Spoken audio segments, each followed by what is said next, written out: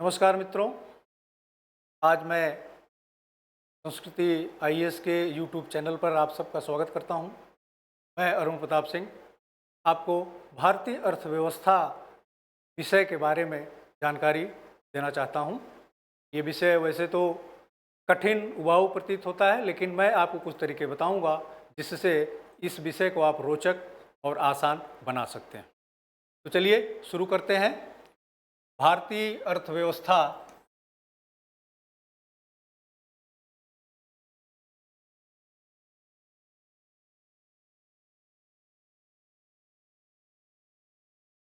भारतीय अर्थव्यवस्था के बारे में बात करने से पहले हमें अर्थशास्त्र के कुछ मूलभूत सिद्धांतों या टर्मिनोलॉजी के बारे में जानने की आवश्यकता होती है।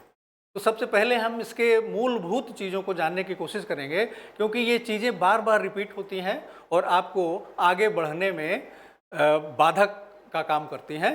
तो सबसे पहले हम अर्थशास्त्र की परिभाषा जानने की कोशिश करेंगे कि अर्थशास्त्र वास्तव में कहते किसको हैं। जिन भी चीज़ों का हम अपने दैनिक जीवन में उपयोग अथवा उपभोग करते हैं, उन्हें मुख्यतः दो समूहों में, दो वर्गों में बांटा जाता है। अगर हम शुरुआत करें सुबह से लेकर शाम तक हम किन किन चीज़ों का इस्तेमाल करते हैं, तो सबसे पहले हम साबुन, पेस्ट, ब्रश, नाश्ता या भोजन, कपड़ा,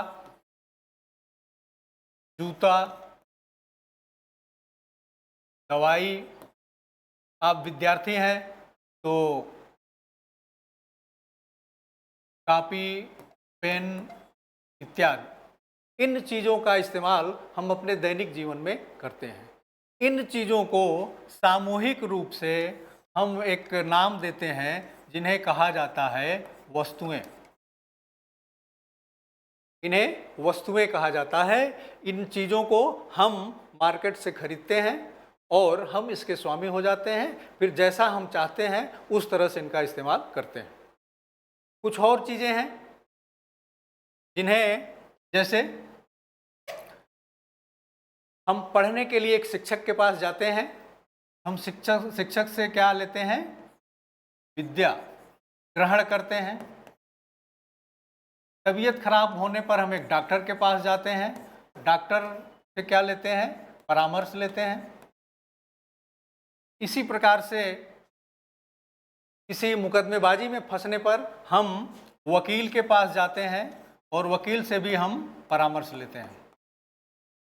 इसके अलावा कहीं आना जाना होता है तो परिवहन के साधनों का इस्तेमाल करते हैं। परिवहन के साधनों का इस्तेमाल करते हैं, जैसे बस, ट्रेन, हवाई जहाज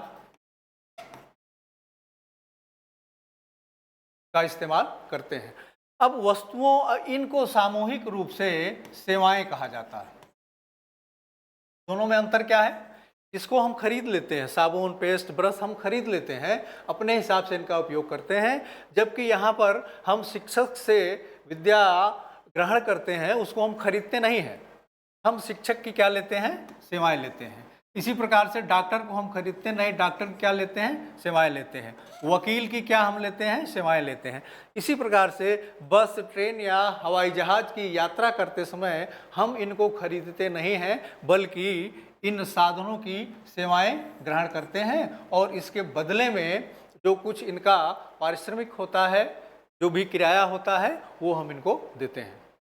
तो जितनी भी चीज़ों का इस्तेमाल हम करते हैं अपने दैनिक जीवन में, उन्हें इन्हीं दोनों समूहों में रखा जा सकता है। एक को कहते हैं वस्तु समूह, या इसी को अंग्रेजी में गुड्स कहते हैं।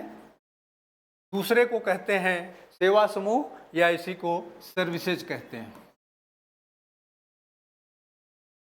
अब हमने बात किया कि हम अर्थशास्त्र की परिभाषा जानने की कोशिश करेंगे। तो अर्थशास्त्र वास्तव में कहते किसको है? तो इन्हीं, जिनके बारे में हमने अभी चर्चा किया, इन्हीं वस्तुओं और सेवाओं के उपभोग,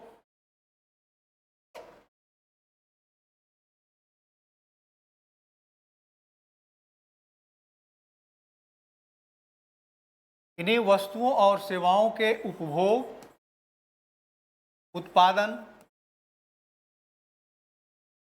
विनिमय और वितरण से संबंधित समस्याओं के अध्ययन को अर्थशास्त्र कहा जाता है।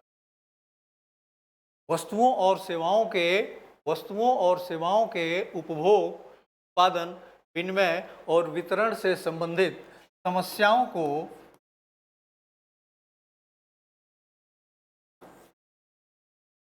अर्थशास्त्र कहा जाता है। अब हमने यहाँ समस्या शब्द का इस्तेमाल किया है। इनसे संबंधित समस्या इसलिए है क्योंकि हमारी जो आवश्यकताएं हैं, किसकी?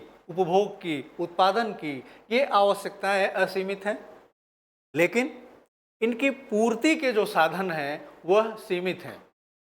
इसीलिए सीमित संसाधनों से असीमित इच्छाओं, असीमित वस्तुओं और सेवाओं को प्राप्त करने की प्रक्रिया थोड़ी सी एक समस्या उत्पन्न करती है। इसीलिए इनसे संबंधित समस्याओं का अध्ययन ही अर्थशास्त्र कहलाता है।